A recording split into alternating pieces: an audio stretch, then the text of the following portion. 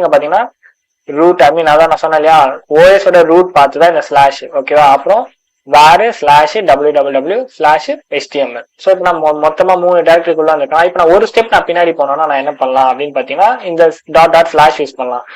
நான் வந்து ஒரேடியா நான் வந்து இதுல இருந்து வெளியே போனோம், திருப்பி பிரசன்ட் ஹோம் டைரக்டரிக்கே போனோம் அப்படின்னா நான் என்ன பண்ணலாம்னா சிடி ஸ்பேஸ் அந்த சைன் வேவ். இது எதுக்குன்னா ஸ்பெஷலா இது ஒரு வேரியபிள் மாதிரி வச்சுக்கோங்களேன். இது லினக்ஸோட ஹோம் டைரக்டரியோட வேரியபிள் வச்சுக்கோங்க. இதை நான் கொடுத்தேன்னா ஆட்டோமேட்டிக்கா நான் எங்க இருந்தேன் இந்த ஹோம் டைரக்டரிக்கு நான் வந்து ஸ்கிப் ஆயிடுவேன். பாருங்க, ஸோ பாத்தீங்கன்னா நான் வந்து ஹோம் டைரக்டரிக்கு நான் ஸ்கிப் ஆயிட்டேன். ஸோ ரொம்ப ஈஸியா வந்து நம்ம வந்துடலாம். இப்போ இதுலயே பாத்தீங்கன்னா நான் வந்து 2 டைரக்டரி உள்ள இருக்கேன். ஏன்னா நான் சொன்ன மாதிரி லினக்ஸ்ல ஹோம்னு சொல்லிட்டு ஒரு டைரக்டரி இருக்கும், அதுக்குள்ள நம்மளோட யூசர்ஸ் ஃபைல்ஸ் எல்லாமே சேவ் ஆகும். அதுல கார்த்திக் ஹேக்கர் சொல்லிட்டு என்னோட யூசர் நேம். ஸோ அதனால அதுல வந்து சேவ் ஆகுது. நான் ஒரு ஸ்டெப் நான் இதுல இருந்து கம்ப்ளீட்டா நான் வந்து 2 ஸ்டெப் நான் பின்னாடி போனோம்னா நான் என்ன பண்ணலாம்னா 2 ஆப்ஷன் இருக்கு.